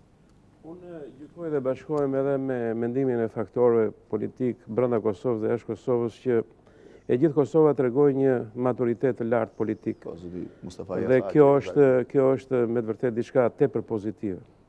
Kjo tregon që Kosova dhe kosovarët kanë hyrë në një proces të pakthyeshëm të ndërtimit të institucioneve të Kosovës, të cilat Kosovës i duhen patjetër në realizim të aspiratave të saj. Duhet të dimë që të gjitha reagimet e kosovarëve dhe klasës politike kosovare, institucionet kosovare, do të bëhen në raport, do të thosha, jo më me çështjen Haradinaj, po me perspektivën e Kosovës dhe me vullnetin e saj të shprehur tash në mënyrë plenare për të shkuar drejt një zgjidhje finale të statusit të saj. Mos harrojmë që në vitin 2005, në këtë vit jemi, do bëhet një shqyrtim i standardeve. Dhe mbi bazën e kësaj do të fillojë dhe diskutimi i statusit Kosovës. Dhe Kosova është treguar shumë e përgjegjshme për këtë rast dhe vlen për tu vlerësuar me notat maksimale, sepse e shikon veten e saj në raport me njartëmëri për të cilën edhe zoti Haradinaj vetë e shpreu që unë sakrifikohem për një çështje shumë më të madhe se sa çështja ime personale. Deri këtu okej, po. Dhe do të thosha që në këtë rast të gjitha faktorët politik dhe social të Kosovës besoj që do ta përballojnë me normalitet dhe me racionalitet të gjithë këtë situatë që vjen më pas, sepse ka disa gjëra të cilat janë shumë më të shtrenjta dhe shumë më sublime se sa fatet personale të individëve të ndryshëm. Dhe në këtë rast do të thosha që ka një kohezion. Dhe ato parashikime ugurzeza do të thosha, edhe ato Kasandra të cilat ne i gjejmë shpesh shprehura edhe në analiza të ndryshme që ç'a do ndodhe para arrestimit, do të thosh, më falni, para dorëzimit të zotit Haradinaj ose post Haradinaj çfarë do ndodhte dhe pristin zhvillime eruptive, konvulsive në Kosovë, kjo gjë nuk ndodhi. Edhe unë kam bindje që nuk do të ndodhë, sepse pjekuria e klasës politike kosovare dhe vetë kosovarëve e shtresave të ndryshme tregoi që Kosova është shumë e përgjegjshme për fatet e saj. Është një lloj fjalësh këtu për arsye se standardet, qetësia, morali e kanë një ekuivalencë me pavarësinë. Prandaj kjo qetësi është e natyrshme është reflektuar te kosovarët. Por deri te ky pozicion është okej. Edhe është i saktë atë që thatë ju. Po Kosova në momentin që nga hana do kthehet te pozicioni 0 ose te pozicioni i tetorit apo nëndorit. Për arsye që duhet të rindërtoj një koalicion për kryeministrin. Për arsye se ne do të ballafaqohemi me rizgjedhjen e një qeverie të re. Do ta diskutojmë pas. Nëse e kam më pas për ta diskutuar çështën e po mirë, atëherë po me qenë se preki ka të ndërthur, do të thënë, nëse Leon ne jemi takuar edhe një herë me zotin Baton kur u zgjodh president zoti Rugova. Përpara se të zhvilloshin zgjedhjet. Përpara, po do të dinim që do zgjidhej, kështu që normalisht ishte një zgjedhje e pritur. Do merrni shumë mirë bilet se lexova një koment dhe një vlerësim shumë të lartë që zoti Rugova e bënte publikisht zoti Haradinaj dhe do të thënë kjo tregon se momenti i kohezionit i burrave të shtetit, pavarësisht për kë simpatizon njëri apo tjetri, të cilët në një moment caktuar arrin në këtë pikë kohezion. Unë mundohem të interpretoj këtë që thot Batoni dhe me aq njohuri se kam nga gjendja në Kosovë. Këtu po ndodh një dukuri. Më leoni të hap një interpretim pak nga një, duke vendosur të thuash këndvështrimin në një pikë tjetër. U bë lufta. Dolën këta djemë si Haradinaj, si Limaj, si shumë të tjerë, në krye të një lëvizje ushtarake, shkrimtare të natyrës guerile, me sakrifica, lufta asnjëherë në gjithë botën, në gjitha korat nuk ka qenë e pastër. Dhe luftë, nëse kot të thuash që ka kode dhe rregulla të cilat të gjitha palët i kanë. Që sot për shembull diskutohet në mënyrë analitike dhe reflektive bombardimi i Leipzigut në 45. Gjermania naziste ishte në gjunjë, jo dhe Leipzigun dhe Dresdeni, dhe normalisht u dha urdhër, dhe u vranë 300.000 veta. Një bombardim në qytetit civil. Dihet se kush, aleatët e dinin Gjermania kishte marrë fund. Edhe sot tani mbas 45 vjetë diskutohet me fjalë, po pse u dha ky urdhër, çfarë vlera ki? Domethënë, sot që janë larguar 50 vjet emocionet e krimeve naziste të tjera, bota reflekton dhe mundohet se thosh që të filtrohet dhe të bëjë një katarsis më të thellë të vetvetes dhe se thosh të dominoj anën e qytetëruar të analizës. Tani normalisht ato krime të presupozuara zot Haradinaj janë ndodhur në vitin 98-99. Sot jemi në vitin 2005, kanë kaluar 6 vjet. Pra, ju është dashur Hagës 6 vjet që të mbledhi të dhëna dhe dëshmi. Unë bëj një pikë pyetje, nga 99-ta deri në 2010 vërtet kanë qenë autoritetet Mikut, Ekforit të tjera. Por normalisht kanë qenë dhe këta djemë këtu në krye të se do të një qeverisje klanore, lokale, jo lokale të tjera. Pra nuk e di se si janë prodhuar këto prova dhe me çfarë lehtësie dhe kush i ka prodhuar, prandaj mbështes Zotin Haxhiu që kur shoh dimensionet e fryra të kësaj akte akuse, mendoj që laboratorët mund të jenë edhe jashtë Kosovës. Ka pasur në fakt një reagim zotit Haradinaj i cili ka akuzuar Beogradin, gjykatat e cilit e akuzojnë në mosgaboj dhe kanë dënuar për 108 krime. Ministri i Drejtësisë së Jo vetëm Serbisë. që mos u bas fillin e arsyetimit. Tani, çfarë po shohim? Po shohim që gjithë këta që bën luftën në një formë ose një tjetër, po shkojnë drejt Hagës. Pra, normalisht, po të rëndisim gjithë ata të cilët janë akuzuar dhe po shkojnë Hagë, janë gjithë titullarët kryesorë të atyre që kanë bërë luftë. Pra, në këtë proces të negociatës mbi statusin e Kosovës, në këtë proces të paqes, këta herojnë të luftës së djeshme nuk janë komod si interlokutor politik. Pra, i kthejmë atij që duhen ata që s'kan bërë luftën që të bëjnë politiken. Se normalisht është gjithmonë ajo metafora e Zapatës. Zapatët fitojnë luftën, ata që s'kan janë fshehur vrimave, ata ndërtojnë politikën. Kjo është një histori, historia përsëritet për mijëra vjet. Kjo është e bukur, desha mund të ndërlidhem me këtë. Zoti Haradinaj, e dhimbshme, e bukur, pasha të kollos, paktën fizikisht Haradinaj, që shkonte, domethënë drejt Hagës, e tani të gjithë të përshëndesin ku shkonte të Hagës, pa aty procesi mund të shkojë si mund të shkojë, mund të japin 10 vjet, mund të japin pafajësinë, të gjithë tani urojnë që shumë mirë që shkojë, por normalisht mbaron efekti të shkuarës më vullnetare, kërcet ajo dera apo shuli mbrapa dhe njeriu rrezikon të ngelet vetëm. Kjo është dramë individuale shumë e madhe dhe jam shumë dakord me atë që tha zoti Hajdaraga që në momentin e caktuar kaq i madh është kultivimi i ndjesisë së sublimitetit të pavarësisë së Kosovës, ke njerëz si Haradinaj dhe të tjerë, të cilët janë gati në mënyrë fare të vetëdijshme, domethënë që të shkojnë drejt një vetë sakrifikimi kaq për të në një kohë kaq moderne kur dhe heroizmi konsiderohet retorik nuk ekziston më, kur është dominon pragmatizmi, kur dominon sa më jep ai të japë etj. Ne zbulojmë një kategori njerëzore, do ky është këndvështrimi im që doja të them, një kategori njerëzore e cila në momentin e caktuar thyen ato rregullat e tij tregut të rëndom dhe meskin. Se kjo është forca dhe këtu është me të vërtet, prandaj thash që shkon si një burr i mençur dhe shkon si një lider i mençur zoti Haradinaj në drejt Hagës. Ky është vizioni. Ka pasur një koment sipas cilit arrestimi i Haradinajt ose në fakt firmosja e dosjes tij nga Carla Del Ponte për ta thirrur në Hagë është bërë në kompensim të një tratative të mundshme të Beogradit për të kthyer ose për të çuar në Hagë Radovan Karagjishin dhe Ratko Mladić. Le të ndjekim një material të shkurtër që nuk rinë të fshehur maleve siç nuk di se kush e tha. Në mos gaboj, njëri prej tyre është një gazet mushtarake serbe. Në Beograd, rinë në Sarajevo, sfori siç është kfori aty. Disa herë ka kontrolluar dhe si gjendo. Le të ndjekim një material të shkurtër mbi emrat më të njohur, më të zhurmshëm të atyre përfaqësuesve që kanë përfaqësues politik ose jo politik që janë përfshirë në procesin e Hagës dhe ndodhen ndërkohë në burg. Slobodan Milošević është padyshim njeriu më i rëndësishëm i akuzuar nga gjykata e Hagës. Gjithashtu ish-presidenti Jugosllav përballet me numrin më të madh të akuzave në historinë e kësaj gjykate, plot 60 për genocid, krime kundër njerëzimit dhe krime lufte në Kroaci, Bosnjë dhe Kosovë. Arkitekti i luftrave në Ballkan në vitet 90, Milošević i portretizon serbët si viktima të një planit përbashkët amerikano-europian për të shpërbërë ish-Jugoslavinë. Deri përpara disa ditësh, Fatmir Limaj ishte drejtuesi më i lartë i UÇK-s që përballet me akuzat e Hagës.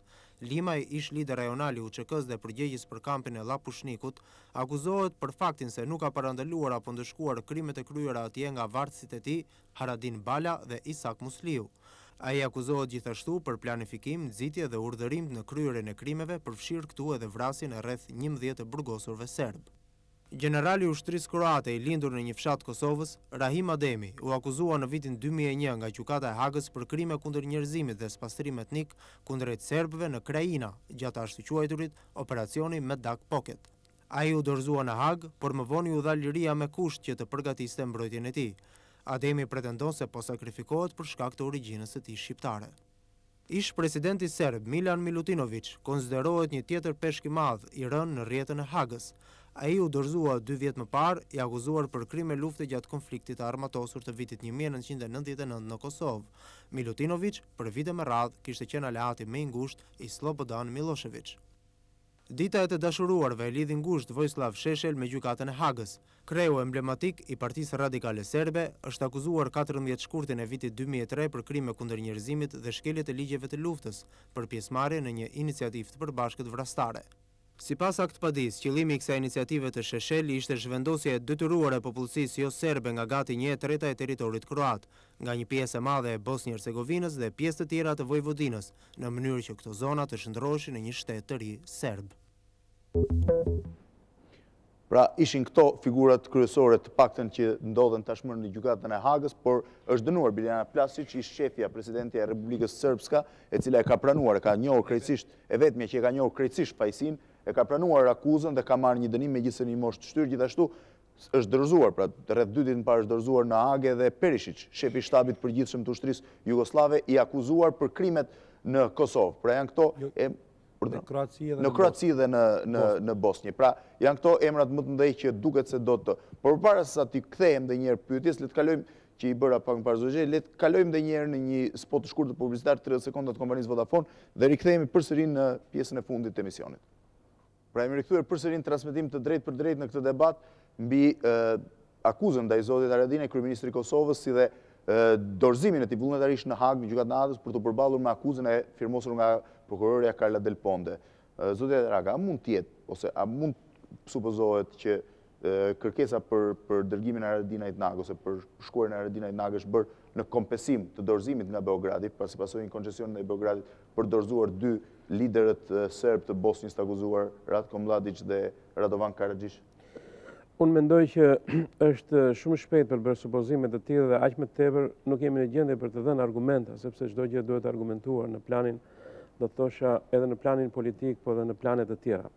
Unë mendoj që nuk është momenti për të bërë supozime të tilla dhe për të hequr tangencë ose paralele, sesa për të menduar dhe për të argumentuar se çfarë ka përpara Kosova sot për të realizuar. Kjo është gjëja më kryesore. A e kompromenton Kosovën fakti që u arrestua kryeministrin detyrë? Jo Kosovën, po institucionet e Kosovës dhe Armenionit. Sigurisht këtu ka një gjendje pak traumatike, do thosha, se nuk është e thjeshtë që domethënë një ish kryeministri zoti Haradinaj në një moment të caktuar duhet përballet me një akt padi, e cila ka një shkallë graviteti, ashtu siç e pam dhe që unë mendoj që me të gjitha mjetet legale, ligjore, zoti Haradinaj dhe institucionet përkatëse, të cilat do ta mbështesin atë në këtë provë ballafaqimi me drejtsinë tonë, do dalin i suksesshëm.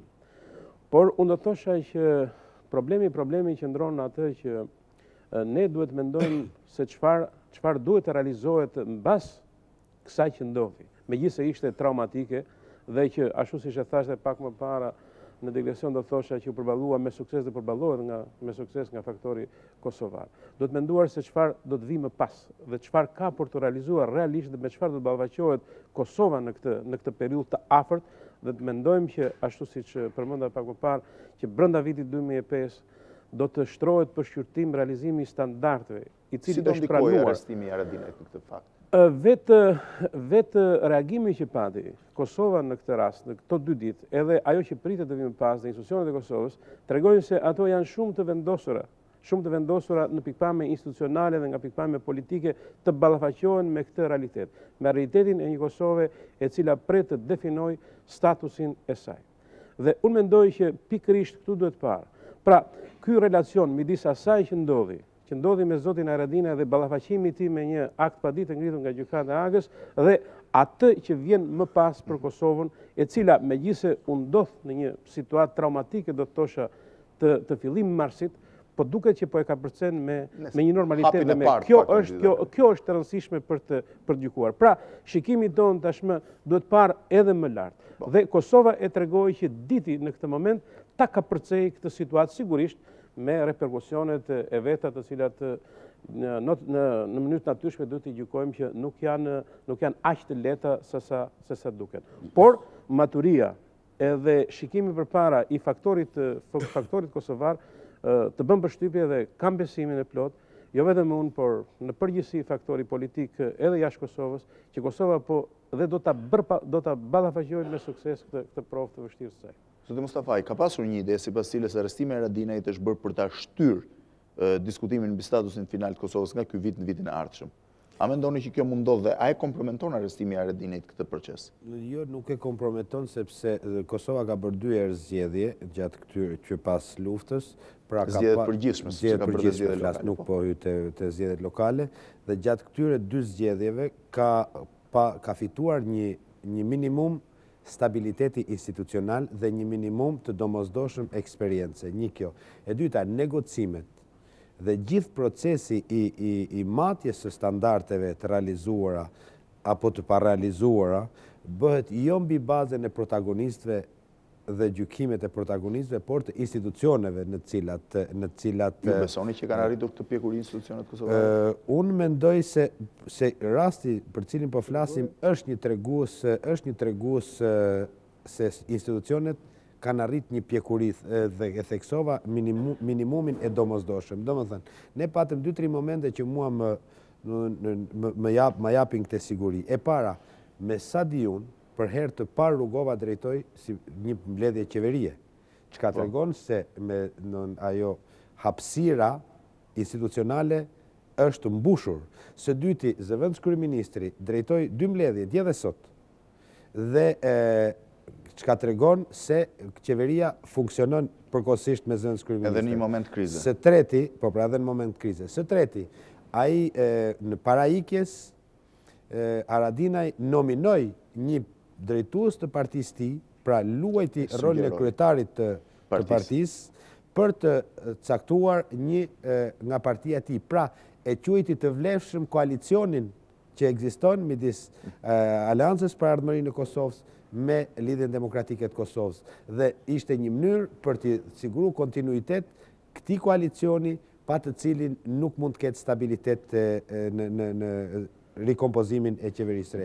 Për mua të gjithë këto element tregojnë se nuk kemi ka përcy paksa, domethënë, ende ka natyrisht rrugë për të bërë, por e kemi ka përcyer paksa nivelin e individit, si thuash, që përcakton gjërat. Doreheqja?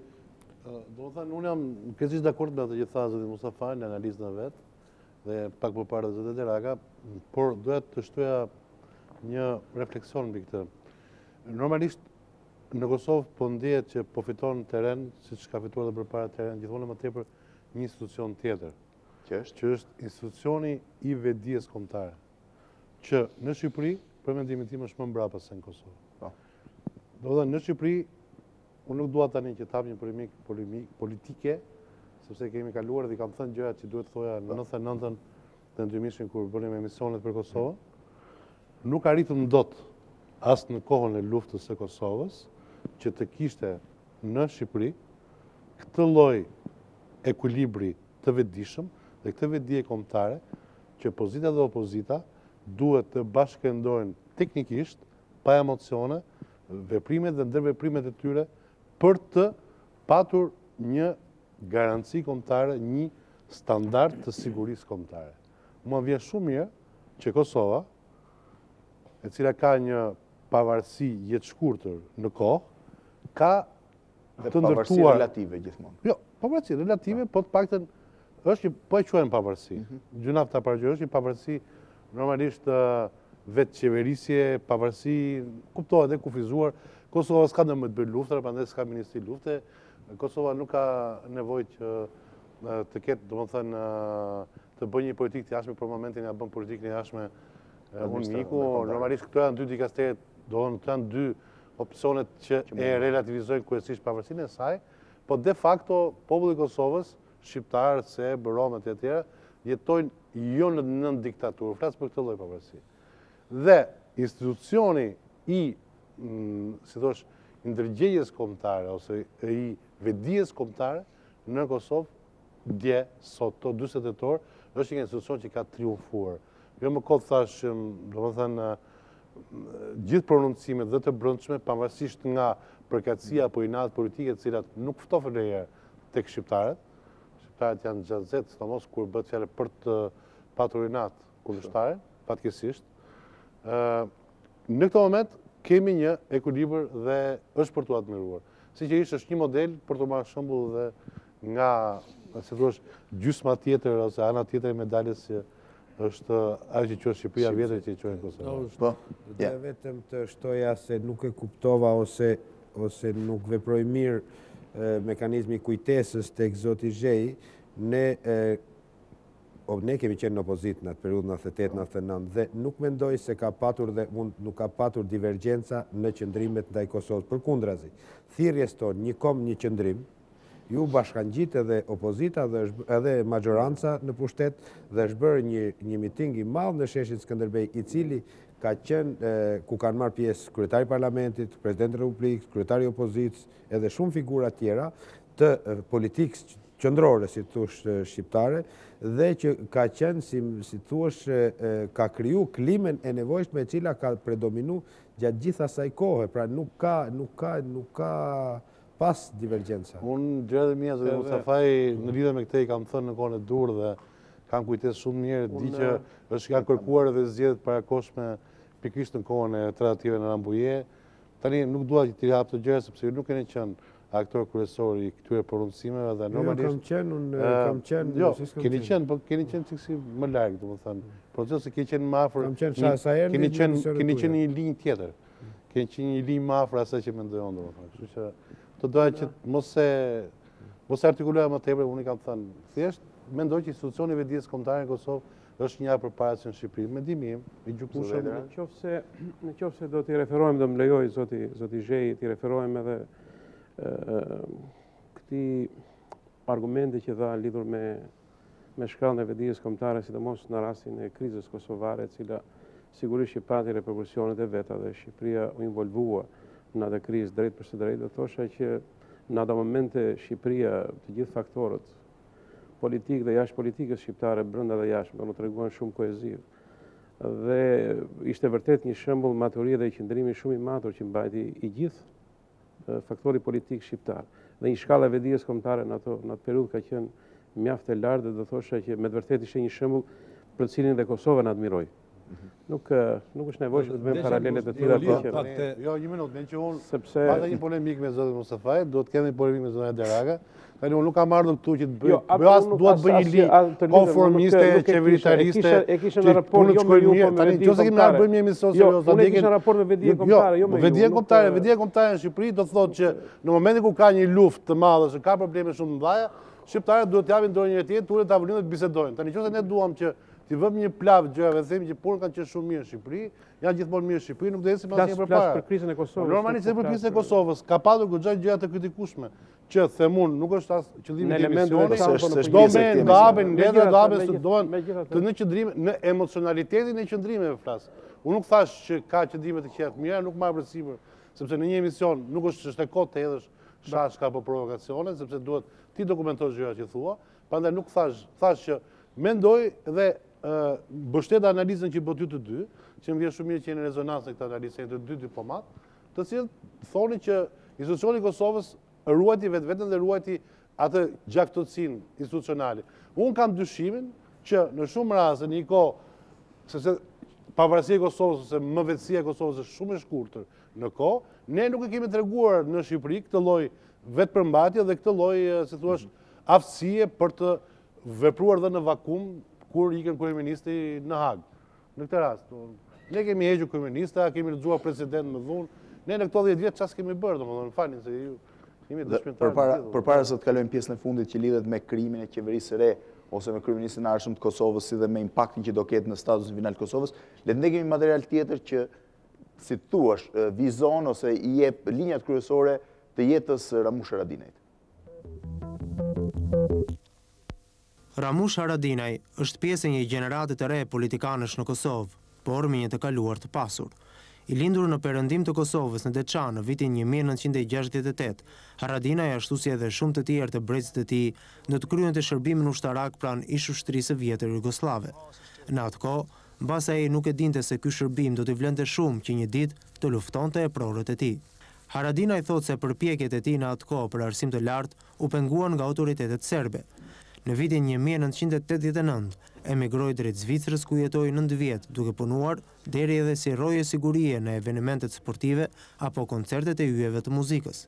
Kthimi i tij në Kosovë lidhet me shpërthimin e konfliktit atje. Ai menjëherë u përfshi në radhët e ushtrisë çlirimtare të Kosovës, ku shpejt do të zgjidhej lider rajonal i saj. Pas luftës, ku humbën jetën edhe 2 vëllezërit e tij, Haradinaj u vu në krye të partisë Aleanca për Ardhmërinë e Kosovës. Partia e tij në zgjedhjet e para të lira në Kosovë u konfirmua si forca e tretë politike në vend. Sot bëhet shumë zhurmë për flamurin, në vend votime bëhen zhurmë më tjera. Mirë po, ky flamur kanë vjetu po ashtu shekujt, kanë vjetu fal bashkimeve, fal përpjekjeve tona. Këto zgjedhje nuk janë të fundit. Por më lejoni t'ju them, do dëshiroja që të jenë zgjedhjet e fundit që organizohen, pra zgjedhjet e fundit nivelit komunal, që organizohen nga faktori ndërkombëtar. Karriera e tij politike kulmoi pas zgjedhjeve të fundit ku ai u emërua kryeministër i Kosovës.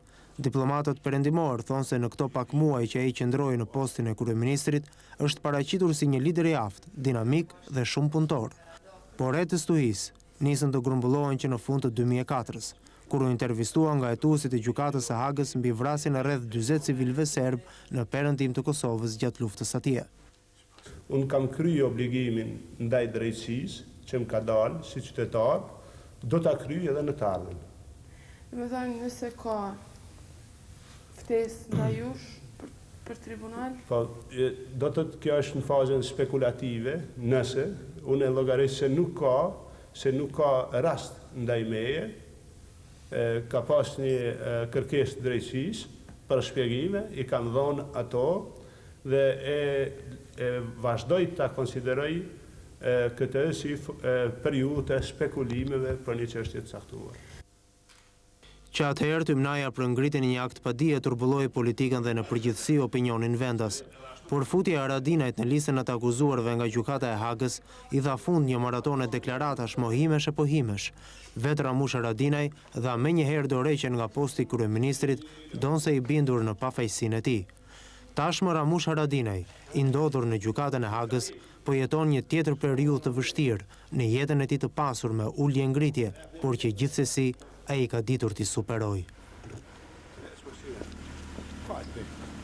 Ditën e mirë.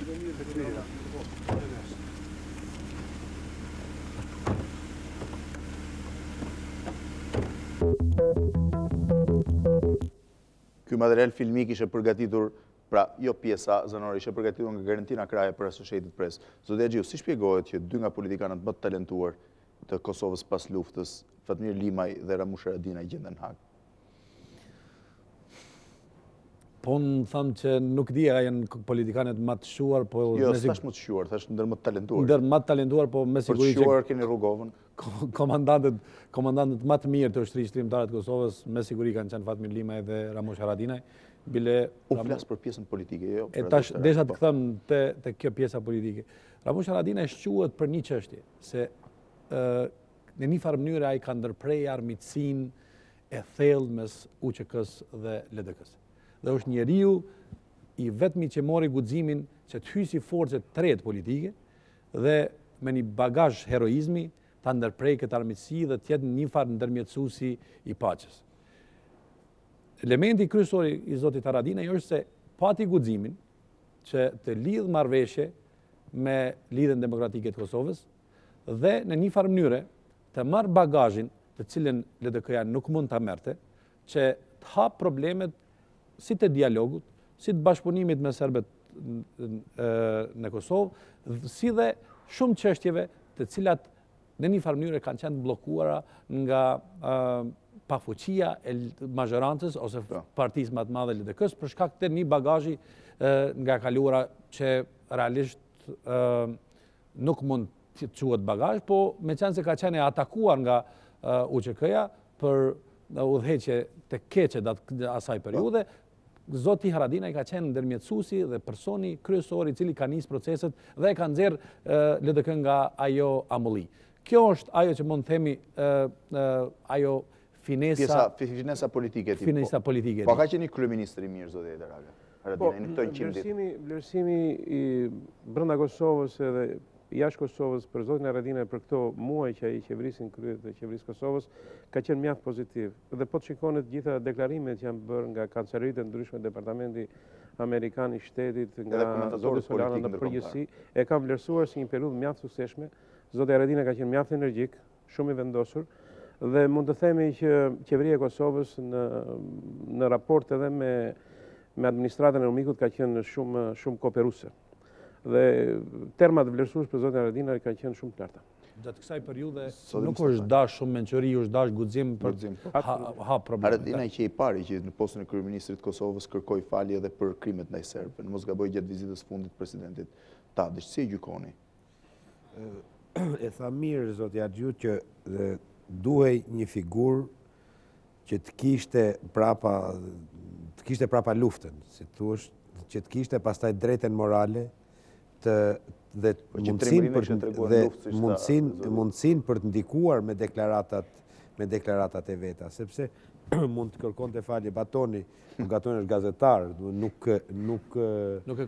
ka peshen në opinionin publik, bie fjala me që jemi miq dhe jemi këtu në këtë tryez, por në këtë kuptim unë mendoj se vërtet 100 ditë janë shumë pak për një kryeministër aq më tepër në një vend me shumë probleme si Kosova për t'i bërë një bilanç. 100 ditë janë shumë pak për t'i bërë një bilanç, por gjithsesi vëzhgues shumë të vëmendshëm proceseve në Kosovë, ka një evolucion deklaratë të tyre. Unë kam qenë prezent në biseda diplomatike të niveleve jo fort vogla, ku kam parë reticencë të vendeve shumë të mëdha dhe që me ndikim përcaktues për të ardhmen e afërt dhe afatmesme të Kosovës, që kanë pas reticenca, kanë pas ngurrime të mëdha në momentin që Haradinaj u emëru kryeministër dhe jo nuk ka më shumë se 10 ditë kur edhe vetë Solana që mjaft skeptik në momentin. Po, dhe nuk ka më shumë se 10 ditë kur Grossman, zëvendës sekretari i shtetit amerikan, bëri një bilanç shumë pozitiv dhe një konsiderat shumë pozitive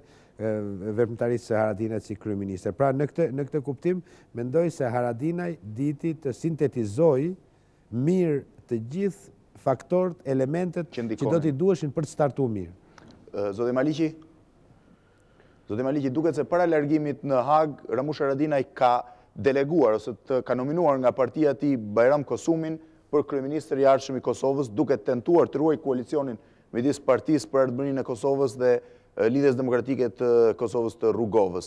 A mendoni që kjo është një zgjidhje e mençur, apo mendoni që zgjidhja më e mirë do të ishte një rikompozim i plot i koalicionit qeverisës? Kjo është një ofertë minimale që të mbahet formula e tashme e qeverisë, që cila ndoshta do të funksionojë në ardhmen, dhe pse pa Haradinajin vështirë se mund të imagjinohet se mund të jetë po aq efikase, po aq me autoritet dhe domethënë në këtë aspekt Haradinaj është i pazaventësueshëm. Por nëse vendosen që të mbahet ky koalicion i tashëm me cilin do të jetë Bajram Kosumin ose dikën tjetër, mendoj se do të ketë probleme. Qeveria pos disa personaliteteve është relativisht papërvojë edhe e dobët dhe nuk jam i sigurt se do t'i del detyrës që t'i plotësoj të gjitha standardet. Mendoj se Haradinaj ka qenë një motor i cili ka ndiku shumë, i ka lëviz proceset përpara dhe se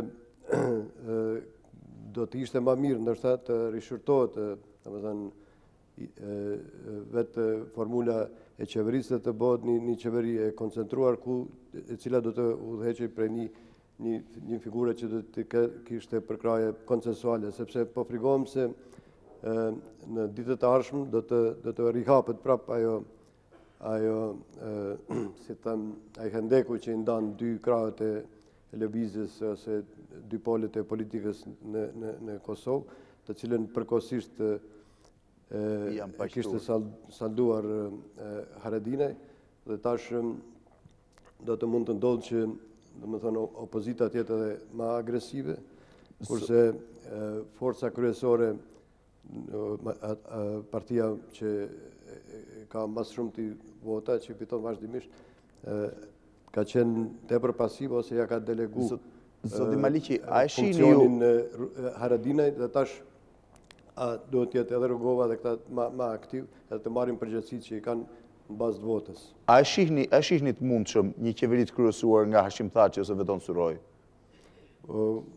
Mendoj se të dy variantet janë të mundshme dhe do të mund të ishin edhe si them edhe funksionale, ma funksionale se kjo që tash ofrohet që të vazhdohet me qeveri drejtuar nga Bajram Kosumi. Ka edhe kandidat tjetër, domethënë do të ishte më e mira nëse kjo do të zgjidhej shpejt, të bëhen konsultimet dhe të caktohet një figurë konsensuale. A do të jetë ky Thaçi apo Suroj, unë asnjërit nuk jap përparësi, ma mirë do t'ishte që të jetë thaqi, sepse ai është lideri i partisë më të fortë opozitare, kurse Suroj i ka vetëm 6% vetëm 6% të votuesve. Faleminderit zoti Maliqi. Regjia të mbaj gjithsesi në linjë. Zoti Zheji, ja mendoni që aktualisht klasa politike kosovare duke përjashtuar Rugovën dhe Dacin që ndodhen poshtë tyre për kacë si president dhe kryetari i parlamentit, përveç Thaçit dhe Surojit nuk ka kandidat të mundshëm potencial që të kenë karizmën për drejtuar qeverinë në atë mënyrë siç e drejtoi zoti Haradinaj? Tani, problemi... Ju pyeta ju si gazetar se flisni më drejt për drejt. Normal. Problemi i karizmës lidhet në dy plane. Në planin e një investim... Më falë, që ta shkoj pak idees, problemi është që eksperimenti me Bayram Recepin duket se dështoj. Pra vënia e një figure që rrinë në hije në një kryetari partie, ndërkohë që eksperimenti i Haradinaj shumë i kontestuar në fillim, që është shumë i suksesshëm. Për këtë aspekt. E kuptova, domethënë normalisht flas.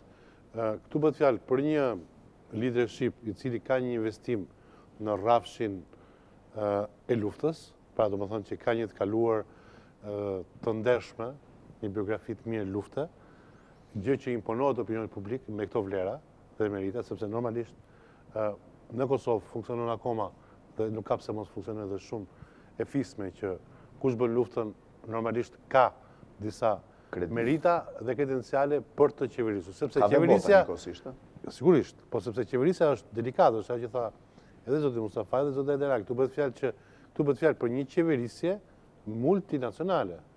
Normalisht duhet të pajtosh interesat e pakicës serbe, rome, bosnjake, etj. Se janë çiksi shumë ato pakicat e identifikuara në Kosovë, janë 11, gjë e çuditshme, domethënë ka një pluralizëm etnik të jashtëzakonshëm dhe ti duhet të kesh kredencialet ndaj opinionit publik që ti nuk po bën tradhti kombëtare.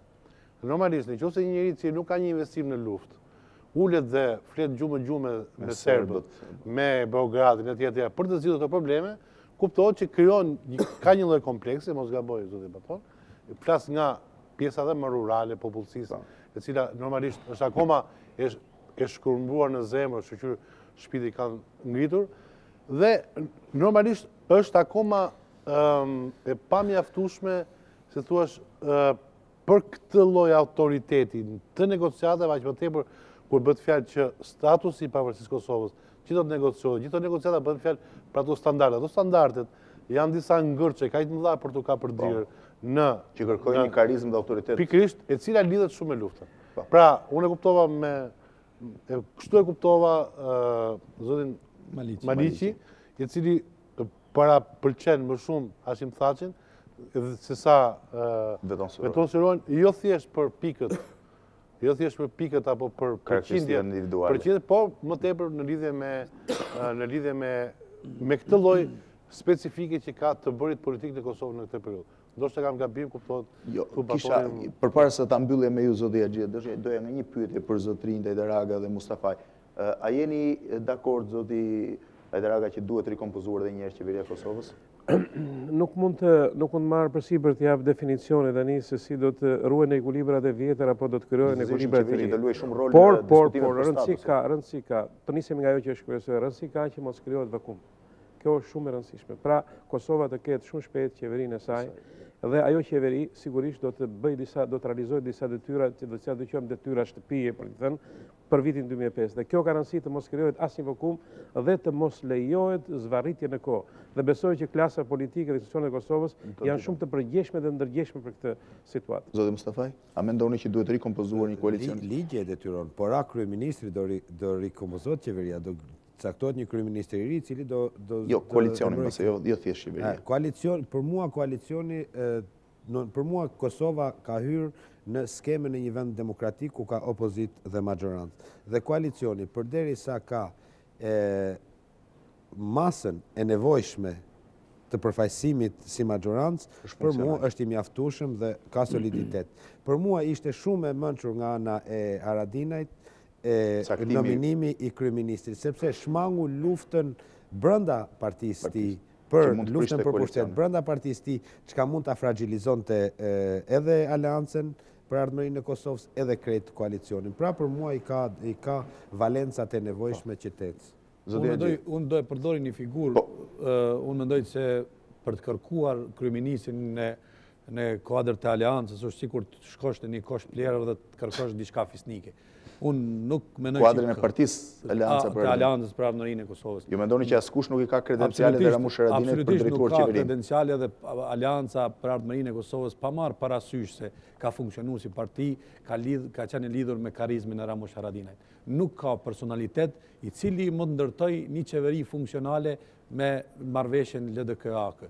Unë konsideroj që pa marrë parasysh amanetin, po tham kështu, mënyrën ma ashtu si e ka lënë Ramush Haradinaj që zoti Kosumaj të jetë kryeministër, dhe marrëveshjes e nënshkruar nga ana e LDK-s dhe AK-s, konsideroj që bashkia ndërkombëtare për herë të parë do të ndërhyjë dhe nuk do të respektojë marrëveshjen. Cilin shihni ju, pyetja e fundit, cilin shihni si kryeministrin më të mundshëm dhe më të mirë të Kosovës duke pasur parasysh diskutimet për status? Unë mendoj që dy njerëz, nëse arrihet konsenzusi, dy njerëz kanë fuqi që të ballafaqohen me serbët.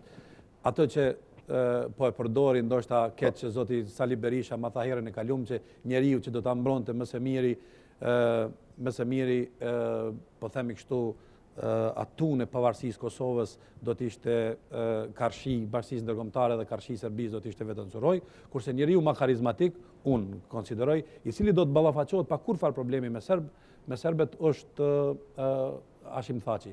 Nuk do të ketë qeveri kredibile pa njërin prej këtyre. Unë mendoj se mund t'i përmendi disa varianta pse nuk mund t'jetë funksionale kjo qeveri. Parasysh se përveç Dacit, si person karizmatik, LDK-ja... I cili e ka postin e ti. E cili e ka postin e ti, e cili pretendon që mund t'jetë kryeministër, nuk ka njëri tjetër, as LDK-ja, as AK-ja, që do të udhëheqte një koalicion tillë. Po? Unë këtu do doja, tu mbaron emision, apo? Po, natyrisht. Atëherë, me që jemi në fund, gjithë cikli i diskutimeve, do nga fillimi tek pyetja e parë që po t'ju deri tani, hodhën disa hipoteza. Dhe një nga hipotezat që u hodh ishte kjo që normalisht koincidenca e aktakuzës e hedhur në këto momente, në momentet me këtë peshë, me këtë forcë, sa që e detyroi zotin Haradinaj të japi një dorëheqje të parevokueshme të tjera, dhe kur krijoka një vakum kaq i madh politik, ku figurat për cilat mund të kenë karizmën e autoritetit për të ngjizur në mënyrë solide një majorancë të respektuar nga opinioni publik i brendshëm kosovar, në funksion edhe të negociatave për standardet dhe pavarësinë e Kosovës dhe statusin e Kosovës, mendoj që gjitha këto koincidenca nga 99-2005, gjitho laboratore kanë punuar shumë mirë për të hequr nga skena një nga një gjitha ata element të cilët bën luftën, u votuan nga populli i Kosovës për të bërë politikën, por me sa duket nuk duhet ta bëjnë ata politikën. Dhe kjo, mendoj unë, është ndoshta temë për një emision tjetër, është si thuash që tani ndjehet trajta hibride e projekteve që po diskutohen mbi atë të shoqëruar status të pavarësisë së Kosovës. Që këtu, sepse njerëz me temperament, me investim të së kaluarës, me gjithë të gjak të derdhur në familjet e tyre, me këtë ndjenjë mbi sublimen e pavarësisë Kosovës, nuk mund të kenë ftohtësitë e duhur për të negociuar këtë gjë. Këtë mendoj që jo vetëm Kala del Ponte, jo vetëm laboratore jo mirëdashëse ndaj çështjes shqiptare në përgjithësi, por dhe laboratore mirëdashëse ndaj çështjes, mendojnë që nga skena, nga skakera të largohen generalet dhe të futen ata, se thuash, në punësit e thjeshtë të karrierës që pranojnë opsione minimaliste për statuset të unë e shoh jo në mënyrë optimiste. Kjo është temë për një debat në base të arshëm dhe mjaft të gjerë. Jap dhe konkluzionin tim, unë nuk jam kaq optimist sa që shpreh tu. Unë mendoj që ajo që i ndodhi ju e bët të pyetës pa bët mua. Goditja që u bë zoti Haradinaj, për mendimin tim, nuk është 100%, si thuash, me konsekuenca të zëvendësueshme apo të rikuperueshme. Qoftë në imazh, dhe tani media të orkestruara dhe prononcime të dirigjuara, kanë thënë Samir, ka marrë dorë trokitjen. Në moment kur do hapet akt akuza, do fillojnë të nxihet figura dhe do të demonizohet personazhi zot Haradinaj dhe do të bëhet më një herë, si thosh, binomi kryeministri i Kosovës, kriminal lufta. Kujdes, këtu nuk mendoj që imazhi i Kosovës do të ngjerit i pasuruar. Do kemi mundësi ta ndjekim, besoj që zoti Haradinaj do të përballet me akuzën e tij në mos gaboj nesër ose të hënën. Me që thash që institucioni i Vendisë Kombëtare të Kosovës nesër. Institucioni i Vendisë Kombëtare të Kosovës ka treguar një hap dhe një moment të shkëlqyer, do të them këtë gjë që kjo që ndodhi, na mbetet gjithsesi vetëm. Do t'i them Zhejce, asnjë do të mbyll atë. Jo, asnjë vend bot nuk ka qef, asun si qytetari i Kosovës nuk kam qef që kryeministri im të jetë akuzuar për krimin lufte. Por në mënyrën se si ka qenë e gjakosur Kosova dhe mënyrën se si ka qenë e sakatosur Kosova, një kryeministër i tillë edhe ose një gjendje e tillë një kryeministër edhe mund të imagjinoj. Unë kjo kuptoj, po do të thënë u bë një debat, dëgjova zotin Mali, dëgjova ty që jeni specialist më të mëdhenj se çështje, sepse ju dini më mirë se ne këtë gjëra. Dëgjova gjithë evolucionin e bisedës që u bë në këto 2 orë dhe arri këtë konkluzion që më duket se janë si shumë koincidenca për të qenë koincidenca. Kaq. Megjithatë, besoj nesër zoti Haradinaj do të përballet vetëm me akt akuzën dhe natyrisht do të ketë dhe fjalën e tij lidhur me të, megjithëse ai ka thënë që në fillim që nuk e pranonte, është i pavajshëm, do të kemi mundësi tjera të diskutojmë mbi këtë temë. Do të ishte mirë zoti Fevziu që me që niset dhe e pati iniciativën e këtë emision ta mbanin nën ritëm dhe nën trysnik të besoj dhe shpresoj që do të jetë se nuk ka gjë më dramatike se sa herojt e harruar. E harruar. Natyrisht do jetë temë e debateve të ardhshme. Mbetet vetëm t'ju falenderoj që ishit ftuar në këtë studio dhe u nisur nga zoti Hajdaraga, zoti Mustafaj, zoti Zheji, zoti Haxhiu dhe zoti Maliqi që na ndoqën linjë të drejtë për drejtë dhe zoti Peza i cili ndërhyri për të na thënë hollësitë e akt akuzës të bërë publike nga Karla Del Ponte. Do të rishime përsëri të njëjtën e ardhshme në orën 21. Natë e mirë dhe mirupafshim.